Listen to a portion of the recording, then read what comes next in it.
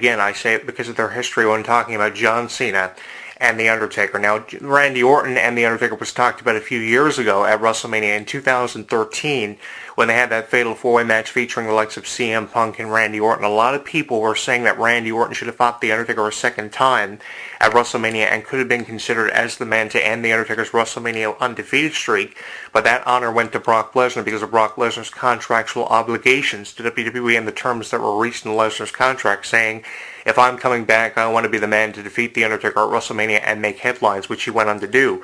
But I thought that would have been great too, because Randy Orton, you have to give him the benefit of the doubt, he is one of the greatest wrestling psychologists of this new generation.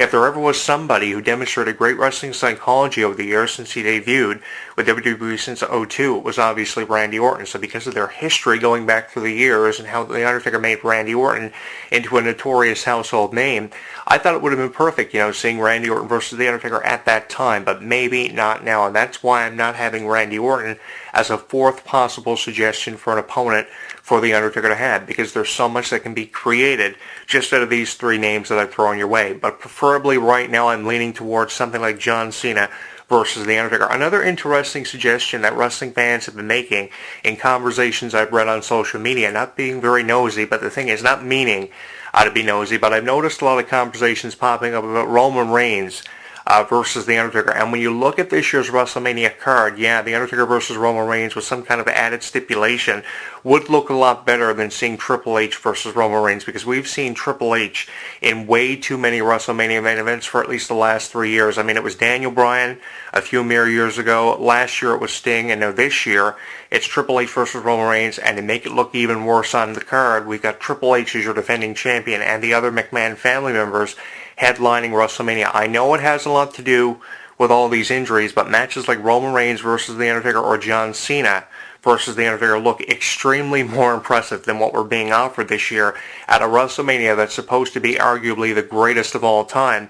And I would imagine, and go as far as to say, when I do my WrestleMania Fallout shoot video in the fallout of WrestleMania just a few days after we see the fallout of WrestleMania 32 and have taken it all in, I will not be putting over Roman Reigns versus Triple H or come away very impressed from that match unless it's very physical and the match gives us a lot of surprises that we least expect the match to give us. And I probably will be saying the same thing about The Undertaker versus Shane McMahon, because after all this time, the best opponent you have for The Undertaker at WrestleMania is Shane McMahon. You've got to be kidding me. Shane McMahon is the best one you can put in the ring against The Undertaker. You can obviously decipher that I am not a fan of The Undertaker versus Shane McMahon, and who would be, especially if they're expecting a big opponent for The Undertaker to be derived in the fallout of the first two major pay-per-views, the Royal Rumble and Fastlane of 2016. We waited all this time to find out who The Undertaker's opponent was going to be for WrestleMania 32, considering members of the Wyatt family like Braun Strowman, or The Undertaker versus John Cena, The Undertaker versus Sting,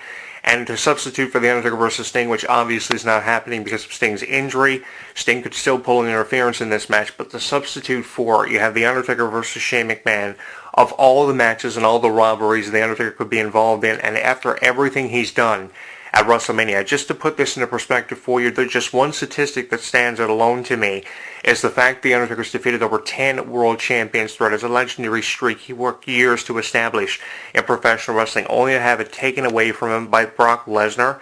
And after defeating over 10 world champions, including the likes of Ric Flair, Randy Orton, Batista, we're going to see John Cena, or The Undertaker versus, Shane McMahon inside Hell in a Cell, when we should be seeing something like The Undertaker versus John Cena, because this match has never happened at a WrestleMania. And when looking at the tail of the tape, their resume when it comes to championships, the resume when it comes to accomplishments, very similar. The Undertaker may have a few more accomplishments over John Cena. John Cena, for instance, being a 15-time champion, as he has over The Undertaker, but The Undertaker has won virtually every major championship he's been eligible to compete for, with only the Intercontinental title having eluded him, obviously because he doesn't need it, because he's already a big enough name. But their career accomplishments and highlights very similar. But I think that this match can be highlighted by one very significant thing. They have never wrestled before out of WrestleMania, and this match could be good enough with the experience gained by John Cena through the years, obviously because of The Undertaker, and with how The Undertaker has really become a household name with the likes of Hulk Hogan and Ric Flair over the years, with how he's one of the only remaining souls in WWE who have been there from the upstart of WWE right through to now. I think this match would be great and probably would go down in history as being a definition of what wrestling psychology really has been meant to be really described as to professional wrestling fans. When talking about wrestling psychology and psychologists, you have to consider The Undertaker as one of the greatest of all time. It will be argued for a long time that Jake the Snake Roberts, Roddy Piper, Bret Hart were some of the greatest wrestling psychologists of all time. Even Shawn Michaels or Triple H could be considered in that same category.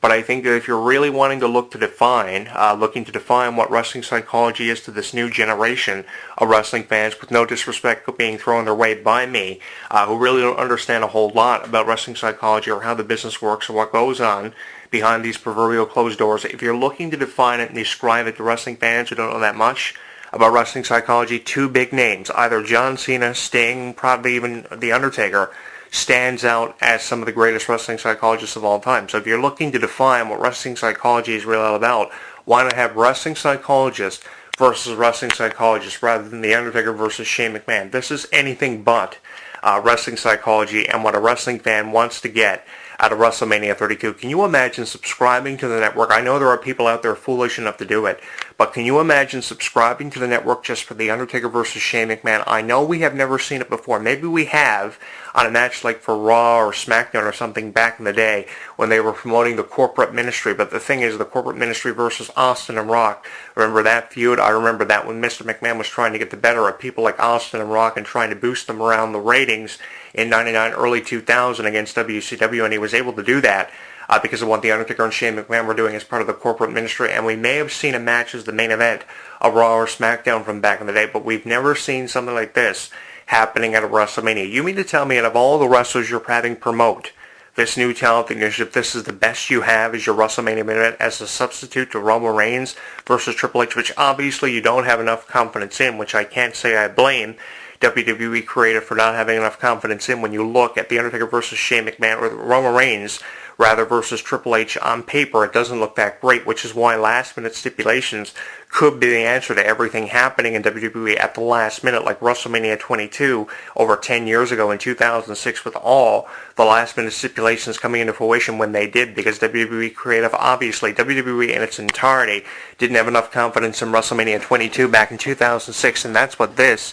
puts me in mind of when you have to put all these last-minute stipulations on these matches, and that's what we could be seeing this year also because of all the injuries we saw throughout 2015, 2016. But again, I'll reiterate what I said. Shane McMahon versus The Undertaker is the best you have. When we could be looking at matches like what I'm looking at here, John Cena versus The Undertaker or The Undertaker versus Sting, it would be a match either way you look at it for defining what wrestling psychology really has always been about with professional wrestling. And yeah, if you haven't already figured it out, I am a huge fan of wrestling psychology, and who can blame me after being through the years of professional wrestling, being able to backtrack and talk about and remember some of the greatest wrestling psychologists. For God's sake, I've been around some of the greatest wrestling psychologists in the business. I may not have spent a great deal of time around The Undertaker and people who've worked with The Undertaker, but I've been around some of the greatest wrestling psychologists of all time and a fair share of people who have worked against the likes of The Undertaker and Sting, and they've all said the same thing.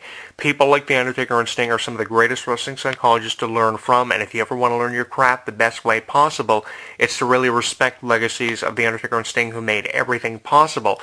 You can go as far as to say, if not for The Undertaker and Sting, we wouldn't be seeing names like John Cena and Randy Orton, and that's why a match like John Cena versus The Undertaker probably should be happening over The Undertaker versus Shane McMahon, because John Cena versus The Undertaker could be how we define and choose to look at wrestling psychology here in 2016. It's not 1996 or 1986 anymore, and people like the Iron Sheik and Hulk Hogan aren't in your main events. Not even The Undertaker is really considered to be in your main events, but they still could be helping redefine what wrestling psychology is really all about. And to be looking at wrestling psychology, how can you not consider and get away with not considering The Undertaker and Sting as two of the greatest wrestling psychologists of all time? But if you take Sting out of the equation, what are you left with? The Undertaker versus John Cena or The Undertaker versus Randy Orton?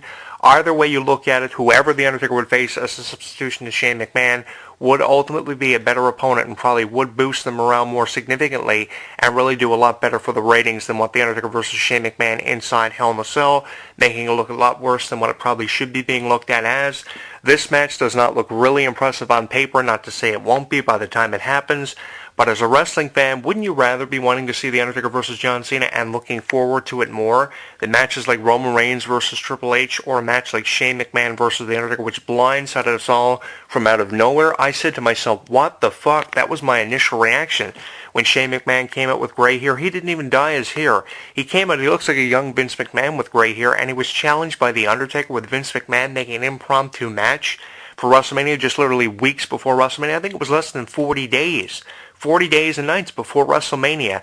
And Vince McMahon says, okay, Shane, you want control of WWE. All you have to do is defeat The Undertaker inside the most dangerous match in the history of professional wrestling inside the confines of Hell in a Cell. A match The Undertaker would myrtleize Shane McMahon. Absolutely myrtleize him. And I said, what the fuck is going on here? Who do we blame? WWE Creative? I think so. This year at WrestleMania, it does not look impressive to me at all. That's why I'm going to be throwing several WrestleMania main events your way that The Undertaker could be involved in. I think the next one I'm going to look at one final time, just weeks before WrestleMania, will be The Undertaker versus Sting, and I've got a couple of other issues to look at entertainment news-wise. So I'm going to be getting into all the conversation about that over the next few weeks, so I do invite you to listen to my show. If you have not subscribed to me, you can on my Facebook page at HEW Entertainment. You can tweet me on Twitter and follow my show at Jonathan Clarke 1. And you can get in touch with me also on Google Plus at HEW Entertainment, the same as my Facebook page. And on YouTube, I've got over 2,000 videos uploaded with over 60,000 channel views. Smash that like button. Subscribe to me. If you have the time at Jonathan Clarke 22, there's lots up there for conversation. And some of the things we are looking at are possible WrestleMania dream matches we could be seeing either this year that unfortunately we're missing out on when talking about John Cena versus The Undertaker, or could be looking at for WrestleMania years from now. WrestleMania 33 hopefully will be better looking than this year's WrestleMania card, which is utterly disastrous, and a WrestleMania card that I didn't think I would be talking about, not for 1 minute did I think I would be talking about The Undertaker versus Shane McMahon, because this match looks absolutely horrible. And that could be the reason, if you figured it out by now, that I'm talking about matches like The Undertaker versus Sting or The Undertaker versus John Cena. The Undertaker versus John Cena is the first of several I'll be throwing your way. Thank you guys so much for spending time with me this afternoon, and I will talk to you again next week. I'm your host, Jonathan Clarke. You can follow me on Twitter at Jonathan Clarke 1. Like what you hear? Tell us on Facebook, Twitter, and YouTube.